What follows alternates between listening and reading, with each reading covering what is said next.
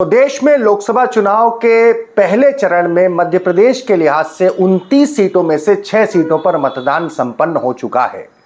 कहते हैं वोटिंग का पैटर्न बहुत कुछ कहता है, वोटिंग का पैटर्न बहुत कुछ बताता है। लेकिन जब एनालिसिस किया गया तो मध्य प्रदेश में जो 6 सीटों पर पहले चरण में वोटिंग हुई उसके पैटर्न ने कहीं ना कहीं चौंकाया है। आप भी इन आंकड़ों को जानेंगे तो आप भी चौंकेंगे, आप भी सोच में पड़ जाएंगे कि ऐसा क्या कारण है कि यहां पर वोटिंग इतनी ज्यादा कम हुई या यहां पर इतनी ज्यादा अधिक हुई। ये पूरे आंकड़े आपके सामने रखूंगा। नमस्कार, मैं हूं भुवनेश सेंगर। देखना शुरू कर चुके हैं आप द लपेटा। आगे बढ़ने उससे पहले छोटी सी गुजारिश है, नहीं जुड़े हैं तो जुड़ जाइए। द लपेटा को तत्काल सब्सक्राइब करें, बेल आइकन को प्रेस करें, फेसबुक पर हमें फॉलो करें और यूट्यूब पर जाकर जरूर सब्सक्राइब करें। तो बात कर रहे हैं हम मध्य प्रदेश के लिहाज से लोकसभा की 6 सीटों की। मध्य प्रदेश में दरअसल भारतीय जनता पार्टी के मौजूदा नेतृत्व के सामने 29 की 29 सीटें हासिल करने की चुनौती भी है, लक्ष्य भी है, और ये चैलेंज पार्टी हाईकमान ने भी दिया है नए नवेले मुख्यमंत्री मोहन यादव को। इन सब की सूरत में पहली 6 सीटों का एनालिसिस करते हैं तो ऐसा लगता है कि क्या मिशन 29 की डगर क्या आसान है, यह हिचकोले खाते नजर आती है। 6 सीटों में आप जानकर आश्चर्य करेंगे। अमूमन यह होना चाहिए था कि वर्तमान स्थिति में प्रधानमंत्री नरेंद्र मोदी के नेतृत्व को लेकर प्रचंड लहर, दूसरी बात राम मंदिर, धारा 370, मध्य प्रदेश में बिखरी पड़ी हुई कांग्रेस, इन तमाम स्थिति परिस्थिति के बीच में वोटिंग प्रतिशत क्या कम होना था या बढ़ना चाहिए था, इसका अंदाजा आप लगाइए। मैं आपके सामने आंकड़े रखूंगा, आप अंदाजा लगाते जाइएगा। दरअसल इस बार इन 6 सीटों में पिछले बार यानी 2019 की तुलना में, हालांकि आपको बता दूं 6 सीटों पर वोटिंग कितनी हुई, 6 सीटों पर इस बार 67% वोटिंग हुई है। लेकिन ये वोटिंग पिछले बार की तुलना में 2019 की तुलना में कोई 1-2% नहीं, पूरे 8% वोट कम पड़े हैं। जी हां, यानी कि 6 सीटों पर वोटिंग प्रतिशत 8% नीचे गिर चुका है। अब ऐसे में सीट दर सीट इसके क्या मायने हैं, आइए इसकी भी हम बात करेंगे।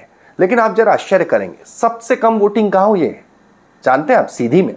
जी हां, कोई नक्सल प्रभावित बालाघाट में, शहडोल में नहीं, या किसी आदिवासी अंचल में नहीं, बल्कि सीधी में सबसे कम वोटिंग हुई है, महज 55.19%, जो कि 2019 की तुलना में 14% वोट कम है।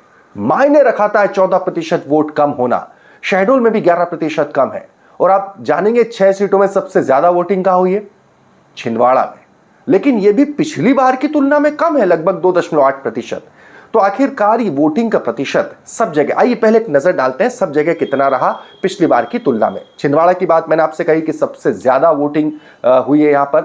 तो इस बार यहां पर वोटिंग का प्रतिशत है 79.59%, जो कि पिछली बार जो 19 में था ये 82.39, पिछली बार की तुलना में 2.8% कम हुई है। हालांकि इन 6 सीटों में सबसे ज्यादा वोटिंग हुई है 79.69। छिंदवाड़ा सीट के मायने भी हम देखेंगे, पहले एक बार देख लेते हैं। जबलपुर में इस बार 60.52% वोटिंग हुई है और पिछली बार 69.43% वोट हुई है। लेकिन यानी कि पिछली बार से 8.91% कम हुई है जबलपुर जैसी जगह में। मंडला की बात करें 72.49% हुई है। पिछली बार यहां पर यानी पिछले चुनाव में 2019 में 77.76% वोटिंग हुई थी, यानी कि पिछली बार से इस बार यहां पर लगभग 5.27% वोट कम पड़े हैं साहब। सीधी की बात करें, मैंने सबसे पहले बात की थी सीधी चौंका सकता है, सीधी का आंकड़ा चौंका रहा है। सीधी में इस बार सिर्फ 55.19% वोटिंग हुई है, जो कि पिछली बार 69.5%, यानी पिछली बार से 14.31% वोटिंग कम हुई है। जबकि पैटर्न यह रहा है कि हमेशा वोटिंग बढ़ी है। 2014 से 2019 की तुलना करें तो वोटिंग का प्रतिशत बढ़ा है, लोगों में जागरूकता बढ़ी है, मोदी को लेकर दीवानगी बढ़ी है, बहुत सारी बातें हैं। लेकिन इस बार क्या ऐसा कम हुआ कि वोटिंग कम हुई है?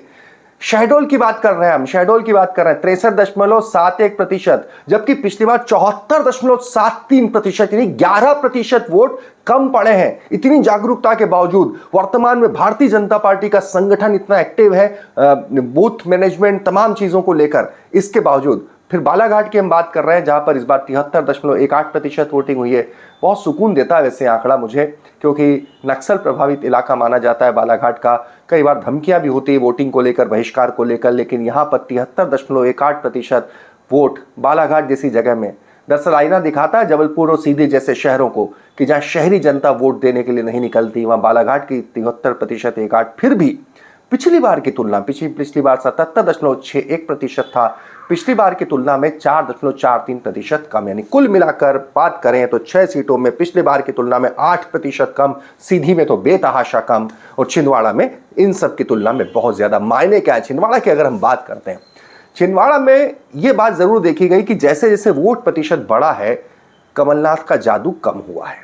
ये वहां के आंकड़े बताते हैं पिछली बार की तुलना में। लेकिन जानकार ये भी कहते हैं कि इस बार बड़ा नहीं साहब, पिछली बार की तुलना में 2.8% कम हुआ है। ऐसे में असमंजस में है छिंदवाड़ा। ग्रामीण क्षेत्रों में ये बिल्कुल, हमें रिपोर्टर कहते थे, ग्रामीण क्षेत्रों में कमलनाथ का जादू था, शहरी क्षेत्रों में भारतीय जनता पार्टी का पूरा जोर था। तो ऐसे में सबसे बड़ी सीट, ऐसी सीट जो पूरे राष्ट्रीय स्तर की चर्चा का विषय रही, छिंदवाड़ा का मुकाबला, वहां पर इन 6 सीटों में सबसे ज्यादा वोटिंग होना, लेकिन पिछली बार की तुलना में 2.8% कम होना। सवाल ये उठता है क्योंकि पिछली बार वहां पर जो मार्जिन था बहुत ज्यादा नहीं था, 25-30 हजार के हेरफेर में नकुलनाथ की जीत हुई थी। ऐसे में अगर क्लोज मार्जिन की बात है तो बहुत 1-2% का भी बहुत ज्यादा मायने रखते हैं। ये बहुत देखने की बात होगी। क्लोज फाइट दिलचस्प लगती है, लेकिन कांग्रेस की उम्मीदें जिस सीट से शुरू होती है वो छिंदवाड़ा ही है, अगर आप किसी से भी बात कर लें। और बीजेपी की चुनौती भी जिस सीट पर है वो छिंदवाड़ा है। ऐसे में यहां पर जो ग्रामीण अंचल में ज्यादा वोट पड़े हैं वो बीजेपी को तनाव में दे सकते हैं। जब वो एनालिसिस कर रहे होंगे, उनके भी जो वहां पर जो कार्यकर्ता लगे होंगे काम करने के लिए, वो इस बात का जब एनालिसिस कर रहे होंगे, ये खास तौर पर वहां की जो आदिवासी बहुल सीटें हैं या फिर जो ग्रामीण इलाका है, वहां पर वोटिंग अच्छी खासी हुई। आगे बढ़ते हैं, मंडला की बात करते हैं। मंडला में इस बार लगभग 5% वोटिंग, 5.27% वोटिंग कम हुई है। इसके मायने जरा निकालें तो 2019 की हम जब बात करेंगे, 2019 में यहां से फग्गन सिंह कुलस्ते जीते थे लगभग 97,674 वोटों से। यानी कि वोटिंग के का जो प्रतिशत था उनके बीच में और हारने वाले कांग्रेस प्रत्याशी के बीच में, वो 5% के आसपास था। इस बार वहां क्लोज फाइट बताई जा रही है और वोटिंग प्रतिशत भी 5.27% वहां पर गिरा है। ऐसे में सवाल ये उठता है कि क्या मंडला की सीट फंस गई है कांटे की टक्कर में? पिछली बार भी मंडला की सीट की जीत हार 1 लाख से कम वोटों में थी। हम तब कर रहे हैं जब 2019 की जब बात कर रहे हैं, जब मध्य प्रदेश में 28 सीटें जीती भारतीय जनता पार्टी में और कई सीटों की लाखों में जो लीड गई है। ऐसे में 1 लाख से कम सीटों की जीत हार वाली जो बीजेपी की सीट है उनमें से एक मंडला थी। इस बार बहुत ज्यादा चुनौती थी फग्गन सिंह कुलस्ते के लिए। हाल ही में विधानसभा चुनाव हार चुके हैं, तो क्या ये 5% वोट शेयर गिरना कहीं इस सीट को फंसा सकता है या क्लोज फाइट मिला सकता है? आप बेहतर समझ सकते हैं। आगे बढ़ते हैं, बालाघाट की बात करें। बालाघाट में इस बार प्रतिशत 4.43% गिरा है, लेकिन इस बार यहां पर त्रिकोणी फाइट है, क्योंकि बसपा ने यह बताया जा रहा है कि कांग्रेस के वोट माइनस किए हैं, बीजेपी के राह आसान किए। कंकर मुंजारे बसपा के प्रत्याशी थे, तो त्रिकोणी मुकाबला जहां होता है वहां पर कौन किसके वोट काटता है, तो ऐसे में वोट प्रतिशत गिरता है और कौन किसके वोट काटता है इस पर बहुत कुछ निर्भर कर जाता है। जबलपुर पर आते हैं, कांटी गढ़ है भारतीय जनता पार्टी का। पिछली बार 4.5 लाख वोट की लीड थी राकेश सिंह की।